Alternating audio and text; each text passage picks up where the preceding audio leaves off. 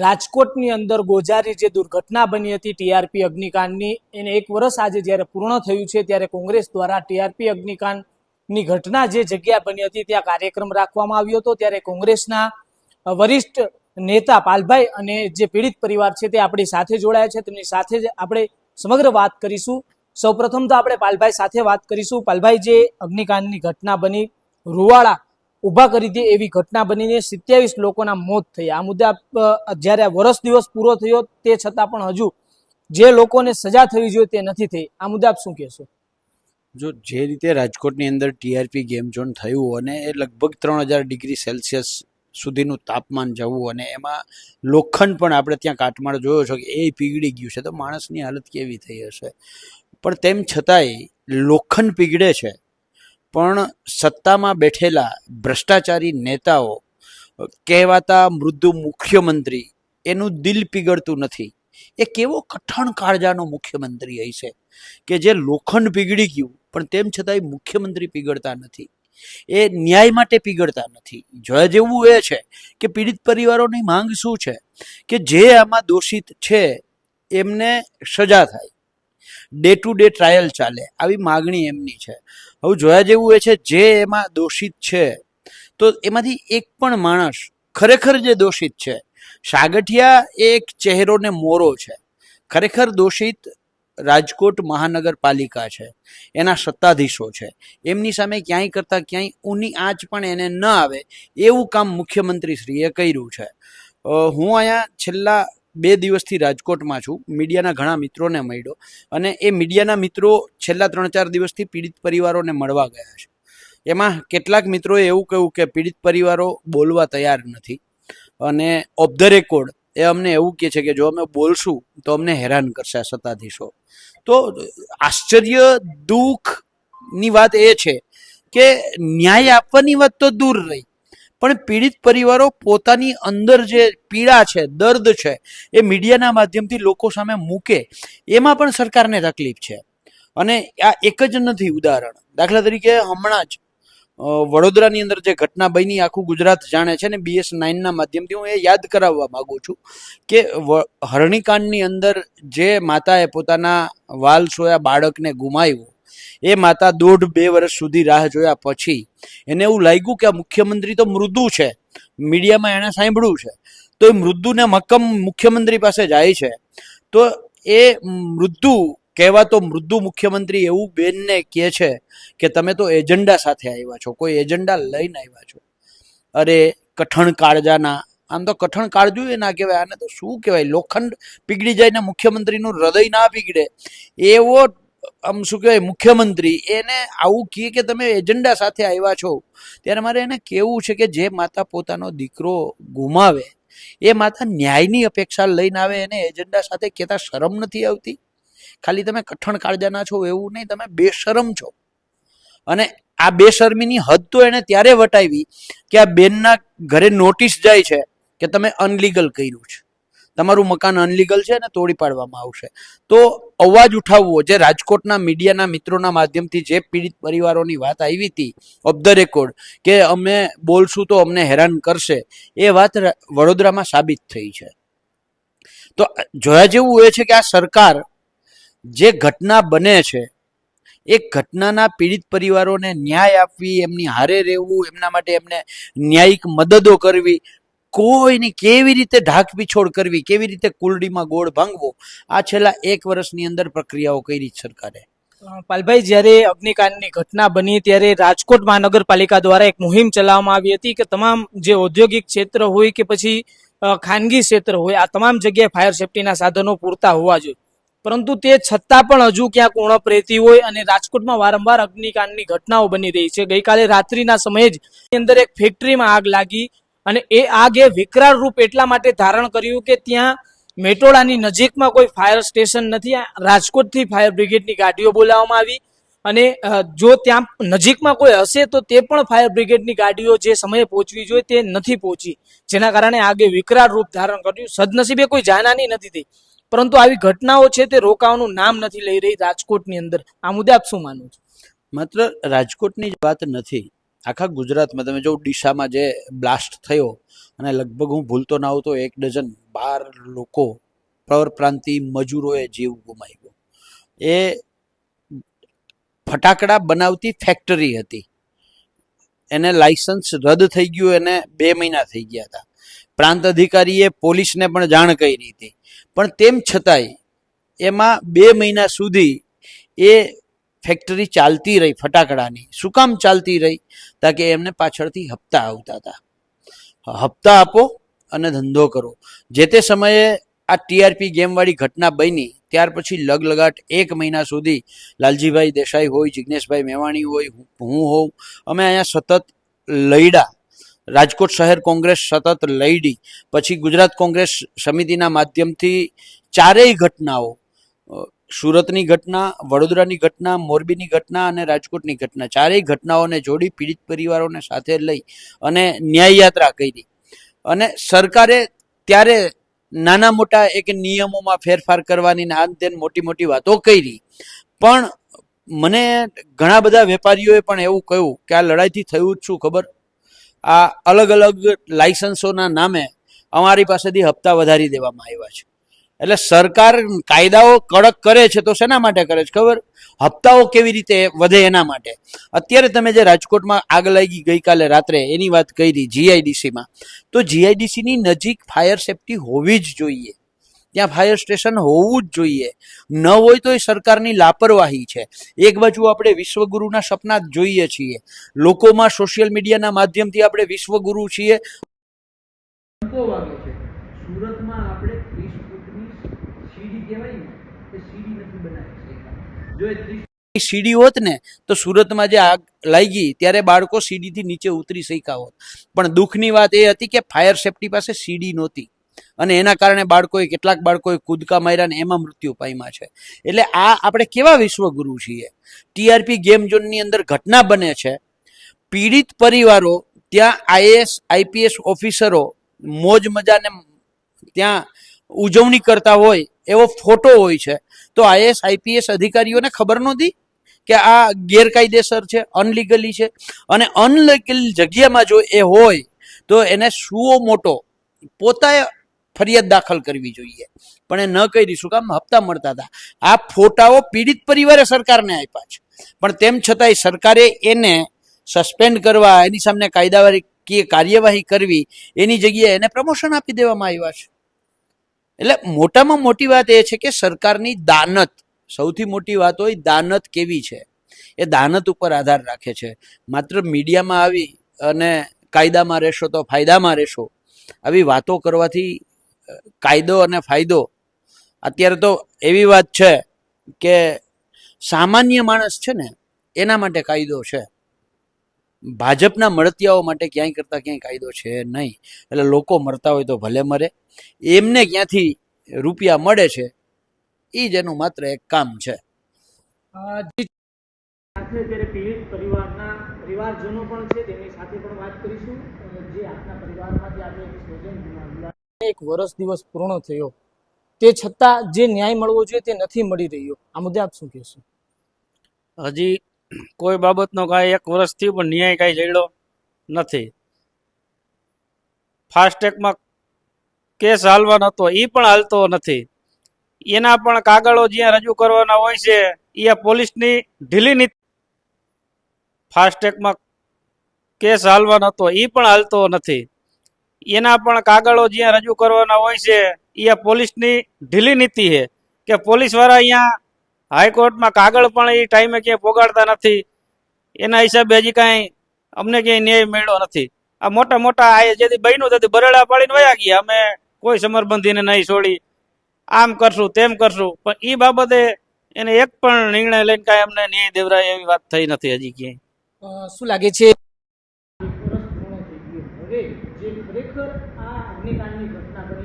દોષિત છે તેને સજા મળશે ખરી? હવે તો કોર્ટ ઉપર આશા છે કે કોર્ટ જો એને સજા દે એની ઉપર જ આશા રાખવાની છે. બાકી પોલીસે તો બધું ભીનું જ હંકેલ લીધું છે, એને કાંઈ એમાં કાંઈ કર્યું નથી. એમાં અગ્નિકાંડની અંદર 27 જેટલા જે લોકો ગુમાયા, એમાંથી આપના પણ એક પરિવારજન હતા. ત્યારે જ્યારે કોઈનું પરિવારજન જતું રહેતું હોય, એને 1 વર્ષ પૂર્ણ થઈ જતો હોય, તે છતાં પણ ન્યાય માટે તમારે આ રીતના અત્યારે કહીએ કે એક આશા રાખવી પડે, આ કેટલું યોગ્ય? એ તો એક શરમજનક જ વાત છે ને. આજ વરદી થાય અને તમે જોવો જ છો, બધે પબ્લિક જોવે છે કે જામીન મંજૂર થઈને છૂટી ગયા હતા, તો જામીન મંજૂર થાય એ એક શરમજનક જ વાત છે ને. હવે શું માંગ છે તમારી સરકાર પાસે કે સરકારે કેવી કાર્યવાહી કરવી જોઈએ? સરકારે વાતો કરી છે પણ કાર્યવાહી કેવી થવી જોઈએ? એને કાયદેસરની એની વાંહે કાર્યવાહી કરે. અને અમે તો એવું કહીએ કે આને ફાંસી દઈએ તો અમારા માટે તો ઓછું છે કે અમે આજ 20-20 વર્ષના દીકરા ગુમાયા, તો અમારી તો કેવી રીતે હાલ હોય અત્યારે. તે આજ હજી આપણે રખડવું પડે તો આ સત્તાધારી પક્ષને એનો તો ઓર્ડર જ કરવાનો છે કે આને આમ કરી નાખો, એટલે એ કરવું જ પડે. પણ ઈ બધી મેલી નીતિ છે એની, એટલે ઈ કઈ કોઈ કરવા માંગતી નથી હજી. તમારા મતે સરકાર છે તે ક્યાંક આમાં ન્યાય આપવામાં, 27 જે લોકોએ જીવ ગુમાવ્યો તેને ન્યાય આપવામાં સરકાર ઢીલી પડી રહી છે એવું લાગે છે તમને? ચોક્કસ ઢીલી જ પડી રહી છે સરકાર. ખાલી વાતુંથી જ ઈ બધાને ઓલું કરે છે, બાકી ક્યાં હજી કોઈને ન્યાય દેવરાયો નથી. એક કઈ જગ્યાએ નથી દેવરાયો. એટલા કાંડ બન્યા, કી જગ્યાએ સરકારે ન્યાય દેવરાયો? જી ચોક્કસથી આપણી સાથે અત્યારે યુવા નેતા રોહિતસિંહ રાજપૂત પણ આપણી સાથે છે, તેની સાથે પણ સીધી વાત કરીશું. રોહિતભાઈ, જે રાજકોટની અંદર અગ્નિકાંડની ઘટનાઓ બની રહી છે, શું લાગે છે આમાં કે ભ્રષ્ટાચારના કારણે વારંવાર આ અગ્નિકાંડની ઘટનાઓ બને છે ને ત્યાં આપણું જે ફાયર સેફટી છે તે ક્યાંક ઢીલું પડતું એવું લાગે છે આપને? અગાઉથી કોઈ સ્ટોરી નથી કરતો. પાલભાઈએ અને પીડિત પરિવારના પિતાએ જે વાત કરી છે, વાત એ છે કે રાજકોટની અંદર જે ટીઆરપી ગેમ ઝોન થયું છે એ પછી મહાનગરપાલિકા મોટા બરાડા પાડી અને બધા બિલ્ડિંગોમાં સીલ મારવા નીકળ્યા, સ્કૂલો સીલ મારી, ઓફિસો, કોમર્શિયલ બિલ્ડિંગો સીલ મારી. એ પછી રાજકોટની અંદર કેટલી ઘટનાઓ બની, અનેક આગની ઘટનાઓ બની. હમણાં જ બિગ બજાર પાસે એક પ્રખ્યાત બિલ્ડિંગની અંદર આગ લાગી હતી, 5 જેટલા લોકો એમાં મૃત્યુ પામ્યા હતા. ગઈકાલની રાતની જ વાત છે કે મેટ્રોડાની અંદર વારંવાર ફેક્ટરીઓમાં આગ લાગે છે, ત્યાં કોઈ જાતની ફાયર સુવિધા નથી, ફાયર સ્ટેશન નથી. જામનગરના રિલાયન્સના અને રાજકોટથી બંબાઓ મંગાવવા પડે છે. એટલે ક્યાંક ને ક્યાંક તંત્રએ જે શીખ લઈ અને જે સિસ્ટમ સુધારવાની હતી, ભવિષ્યમાં આવી દુર્ઘટનાઓ ન બને, કોઈ નિર્દોષ લોકોનો ભોગ ન બને, કોઈ માલ જાનની નુકસાની ન થાય, માટે સરકારે જે સજાગતા અને જે સાવચેતી લેવી પડતી હતી માત્ર કાગળ ઉપર લીધી. નવા નિયમો લેવા, નવી માર્ગદર્શિકા, નવી એસઓપી. અત્યારે તમે પૈસા ફેંકો, તમાચા દેખો, એ રીતના મહાનગરપાલિકાની અંદર મંજૂરીઓ મળે જ છે. એટલે ખૂબ જ શરમજનક ઘટના છે કે આવી મોટી દુર્ઘટનાઓ પછી ડીસાની અંદર હોય, અનેક રાજ્યની અંદર અનેક ઘટનાઓ, અને રાજકોટની અંદર અનેક દુર્ઘટનાઓની અંદર લોકો નિર્દોષ રીતના ઉમાય છે અને સરકાર કોઈ પણ જાતના નક્કર પગલાં જે ભરવા પડે કઈ જાતની કરતી નથી. અંદર અનેક રાજકોટની અંદર એ સમયે અમે લગભગ 200 સ્કૂલની અંદર પ્લાસ્ટિકના ડોમ હોય એવા અમે કલેક્ટરને પુરાવા આપ્યા હતા. કલેક્ટરે સીલ માર્યા હતા. આજે બધી સ્કૂલોની અંદર એ ડોમની અંદરથી સીલ ખુલી ગયા અને ત્યાં વિદ્યાર્થીઓ ભણે છે. એ ડોમ કેવા છે કે સુરતની અંદર જે તક્ષશિલા અગ્નિકાંડ થયો હતો, ફાઈબરની અંદર અને લાકડાના જે ડોમ હોય એ ડોમ રાજકોટની અંદર અનેક શાળાઓની અંદર છે. એટલે ખૂબ જ શરમજનક કહેવાય કે આજે 1 વર્ષ વીતી ગયું છે ગોઝારી દુર્ઘટનાના, તેમ છતાં પીડિત પરિવારોને ન્યાય નથી મળ્યો. એમની મુખ્ય 5 માંગ હતી, એમાંથી એક માંગ નથી સ્વીકારી. તમે 5 લાખ રૂપિયાની સહાનુભૂતિ પેટે સહાય કરી હતી. 5 લાખ રૂપિયામાં શું થાય? જેમને પોતાનો પરિવારનું સ્વજન ગુમાવ્યો છે તેમની ઘરે તમે સ્થિતિ જુઓ.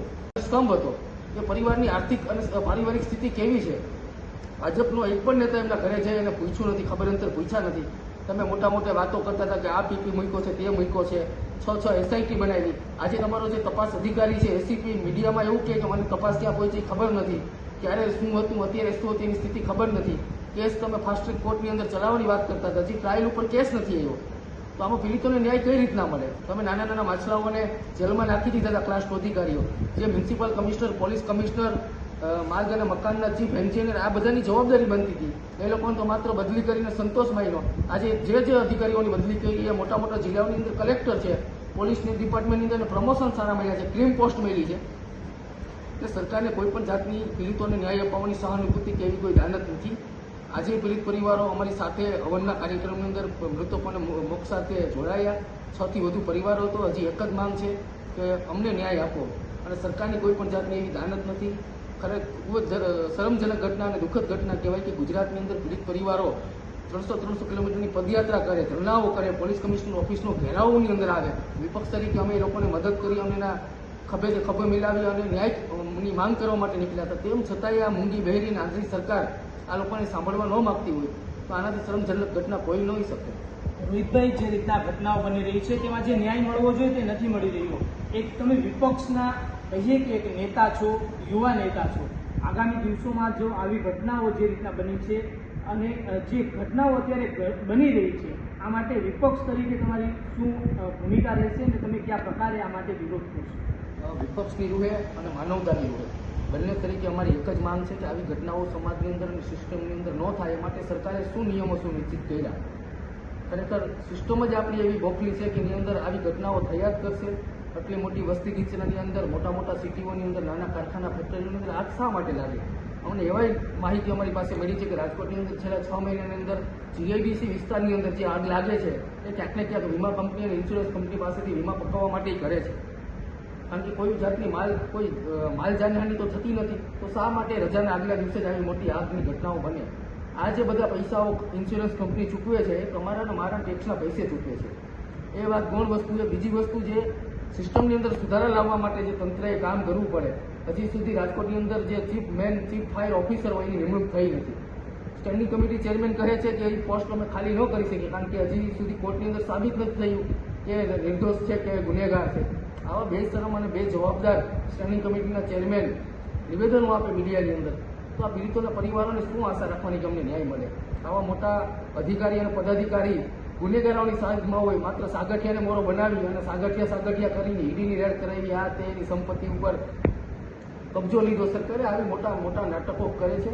ખરેખર વાસ્તવિક પરિસ્થિતિ અલગ છે. ગુજરાતની જનતા અને રાજકોટની જનતાને ખબર છે કે પીડિત પરિવારો શું કયા સમયમાંથી પસાર થઈ રહ્યા છે અને ભાજપની આ જે છેલ્લી 25 કે 30 વર્ષથી સરકાર છે એમની દાનત લોકો પ્રત્યે શું છે એ લોકોને ખબર છે.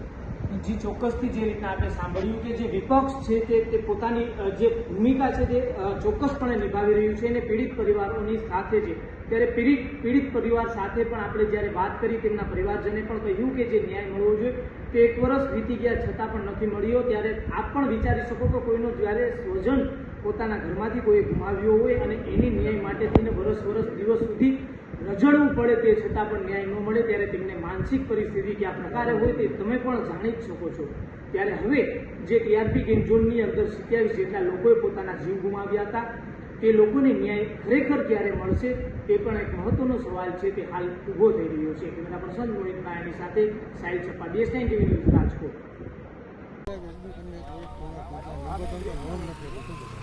રાજકોટ માટે જે ગોઝારો દિવસ કહેવાય, 25 મે 2024ના રાજકોટના એક ગેમ ઝોનની અંદર મોટી આગની દુર્ઘટના થાય, એમાં 27 નિર્દોષ લોકો ભડથું થઈને મરી જાય. આજે 1 વર્ષથી થઈ છે. પીડિત પરિવારોને ન્યાય નથી મળ્યો. પીડિત પરિવારોની જે માંગો હતી સરકાર એક પણ જાતની સ્વીકારી નથી. જે ગેમ ઝોન બિનકાયદેસર હતું, મંજૂરી વગર હતું, ભાજપના નેતાઓની ભાગીદારીથી ચાલતું હતું, જે અધિકારીઓની ભાગીદારી હતી, સરકારે માત્ર દુર્ઘટના બની પછી મોટી જાહેરાતો દેખાડા કર્યા, સહાનુભૂતિ પૂરતી નાની એવી રકમની સહાય કરી. એ પછી પીડિત પરિવારોની અનેક માંગો હતી, એ પછી લોકો ધરણા કર્યા, આંદોલનો કર્યા, રોડ પર ઉતર્યા, પદયાત્રા કરી. વિપક્ષ તરીકે અમે એમને લોકોને મદદ કરી. તેમ છતાંય આ સરકાર આ પીડિત પરિવારોને સાંભળવા નથી માગતી. એનાથી શરમજનક ઘટના શું હોઈ શકે? આજે 1 વર્ષ પત્યું છે, તેમ છતાં કેસ ટ્રાયલ કોર્ટની અંદર કોર્ટની અંદર ટ્રાયલ ચાલુ નથી થયું. પીડિત પરિવારોની ત્યારે મુખ્યમંત્રીને મળ્યા ત્યારે એવું કીધું હતું કે ફાસ્ટ ટ્રેક કોર્ટની અંદર ડે ટુ ડે કેસ ચલાવીશું, જવાબદાર છે એમને જેલ ભેગા કરીશું. તો નાના અધિકારીઓ માછલાઓને તમે જેલમાં નાખ્યા. જે મોટા ઉચ્ચ અધિકારીઓ હતા, ભાજપના મોટા નેતાઓ હતા, મગરમચ્છો હતા, એમને તો છાવરી લીધા. એટલે જે સરકાર માત્ર ને માત્ર જાહેરાતોને દેખાડો કરે છે એ પ્રમાણે કોઈ જાતની કોઈ અમલવારી થઈ નહીં. પીડિત પરિવારો હજી માંગ કરી રહ્યા છે કે જે જવાબદાર લોકો છે એમને જેલ ભેગા કરો. ભાજપના નેતાઓની મીઠી નજર હતી. કોનાય ભલામણથી આ ગેમ ઝોન ચાલતું હતું. અહીંયા સ્થાનિક કોર્પોરેટરોના તપાસની અંદર નામ ખુલ્યા હતા. કેમ કોઈ ઉપર ફરિયાદ દાખલ ન કરી?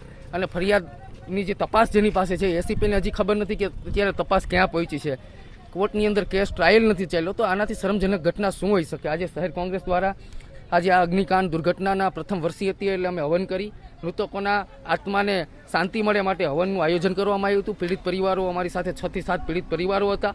પીડિત પરિવારોને તમે પારિવારિક, આર્થિક અને સામાજિક આજની સ્થિતિ જોવો તો તમને ખબર પડે કે પરિવારની ઉપર શું વીતે છે. હજી અમને રાતે સૂવે તો નીંદર નથી આવતી.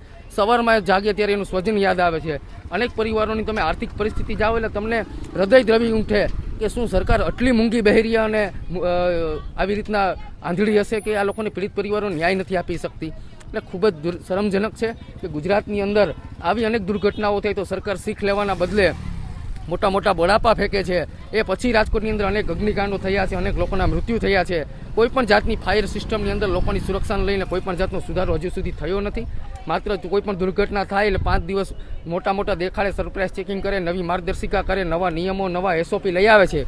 એ પછી પૈસા ફેંકો તમાચા દેખો એ રીતના ફાયરના એનઓસી મળી જાય છે. લોકોની સુરક્ષા જાન પરવાની આ સરકારને કોઈ પણ જાતની ચિંતા જ નથી. અને એની આ સૌથી મોટું કોઈ ઉદાહરણ હોય તો ટીઆરપી ગેમ ઝોન છે. હજી પીડિત પરિવારોના આંખમાંથી આંસુ વહી રહ્યા છે અને કહી રહ્યા છે કે અમારો જે સ્વજન ગુમાવ્યું છે એના માટે જે જવાબદાર છે એને જેલમાં નાખો, અમને ન્યાય આપો. લગભગ અંદાજિત અમારા સાથે 6 પરિવાર હતા. આશાબેન કાથડ છે, સુરપાલસિંહ જાડેજાનો પરિવાર છે, જયંતભાઈ ઘારેચાનો ફેમિલી છે, શિવભદ્રસિંહ જાડેજાના ભાઈ હતા. આવા અમારી સાથે 6 થી 7 ફેમિલી આજે હવનની અંદર જોડાયા છે. રાતે અમે કેન્ડલ માર્ચની અંદર અમારી સાથે 10 થી વધુ પરિવારો જોડાવાના છે. ટીઆરપી ગેમિંગ ઝોન કાંડ એ ભારતીય જનતા પાર્ટીના લલાટ ઉપર લાગેલી કલંકની કાળી ટીલી છે. ભારતીય જનતા પાર્ટીના અતિ ભ્રષ્ટ નેતાઓ અને એમના પસંદીદા અધિકારીઓએ એકબીજાના મેળાપીપણામાં સંપૂર્ણ ગેરકાયદેસર રીતે આખો ટીઆરપી ગેમિંગ ઝોન ઊભો કર્યો અને ચલાવ્યો. અને એનું પરિણામ આવ્યું કે ગુજરાતના 26 નિર્દોષ નાગરિકો, બાળકો સહિત આપણે ગુમાવવા પડ્યા. એ વખતના દ્રશ્યો સમગ્ર રાજકોટ, સૌરાષ્ટ્ર અને ગુજરાતે જોયા છે. 5-6 ફૂટની કાયાના બદલે એક નાનકડું ટોપલું અને ખોબો ભરીને લાશના ટુકડા આપવામાં આવતા આખું ગુજરાત હિપકે ચડ્યું હતું. અને એ છતાં સત્તાધારી ભારતીય જનતા પાર્ટીના મનમાં એવું ન થયું કે હવે ફરી આપણા રાજકોટમાં, આપણા ગુજરાતમાં કદી આવી ઘટના ન બને એવું સુનિશ્ચિત કરીએ. એના બદલે ઘટના બની એની તરત મને બરાબર યાદ છે, એફએસએલની ટીમ સ્થળ ઉપર પહોંચે, તપાસ શરૂ થાય એની પહેલાં કાટમાળનો મોટા ભાગનો હિસ્સો ત્યાંથી દૂર કરી દેવામાં આવ્યો. એટલે કે એક પ્રકારે ડિસ્ટ્રક્શન ઓફ એવિડન્સ, પુરાવાનો નાશ કરવામાં આવ્યો. જ્યારે પીડિતોના આંસુ લૂછવાનો સમય હતો, એમને એવી હૈયા ધારણ આપવાનો સમય હતો કે બહુ ખોટું થયું છે પણ તમે ચિંતા ન કરો, સરકાર તમારી સાથે છે, એ વખતે એમના માટે સહાનુભૂતિ બતાવવાને બદલે રાજ્યની સરકાર અને અહીંનું પોલીસ પ્રશાસન એ પુરાવાનો નાશ કરવામાં વ્યસ્ત હતું. એ પછી આપ સૌ જાણો છો એમ અમે 72 કલાકના ઉપવાસ કર્યા, પોલીસ કમિશનર કચેરીનો ઘેરાવ કર્યો, 28 દિવસ એક ધારા હું, પાલભાઈ, લાલજીભાઈ, કોંગ્રેસ પક્ષના બધા જ મિત્રો રાજકોટમાં ખૂબ લડ્યા. અને રાજકોટની જનતાએ એટલો બધો સહકાર આપ્યો, એટલી બધી સંવેદના બતાવી કે 31 વર્ષ બાદ પહેલી વખત રાજકોટ શહેર બંધ રહ્યું. પણ એ બાદ પણ રાજકોટની પોલીસ, ગુજરાતની પોલીસ પ્રશાસને, ભાજપની સરકારે અમારી અને પીડિતોની લાગણી અને માગણી મુજબ તટસ્થ પ્રમાણિક અધિકારીઓને તપાસ ન સોંપી તે ન જ સોંપી.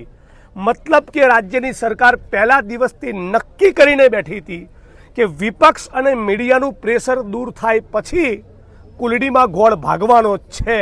આ રાજ્યની સરકારનું પહેલા દિવસથી આયોજન હતું અને એનું પરિણામ છે આજે 1 વર્ષ બાદ ન પીડિતોને યોગ્ય વળતર મળ્યું છે, ન ન્યાય મળ્યો છે, ન ન્યાયની કોઈ આશા છે. અને એ બાદ ફરી ડીસાની અંદર બીજો ફેક્ટરીમાં બ્લાસ્ટ થયો અને એમાં 1 ડઝન જેટલા બીજા પરપ્રાંતીય મજૂરો મરી ગયા. મતલબ કે ગુજરાતની ભાજપ સરકારને મનમાં એવું છે કે અમને 156 સીટો લાવતા આવડે છે, વિપક્ષના માણસોને તોડતા આવડે છે, બાકી ભલે મીડિયા અને વિપક્ષના માણસો હોબાળો કરતા, ભરે લોકો મરતા અમારા ગજવા ભરાય છે એટલે અમને સંતોષ છે. આવો ભારતીય જનતા પાર્ટીનો એટીટ્યૂડ છે. ફરી કહું છું, આ ઘટના અત્યંત દુઃખદાયી છે. આપણા ગુજરાતમાં આવી ઘટના કોઈ પણ સંજોગોમાં ન બનવી જોઈએ, પણ ભારતીય જનતા પાર્ટી સુધરવા બિલકુલ તૈયાર નથી. એ લોકો સંકલ્પ કરીને બેઠા છે, માણસો મરતા હોય તો મરે, બાકી અમે અમારા ગજવા ભરીશું.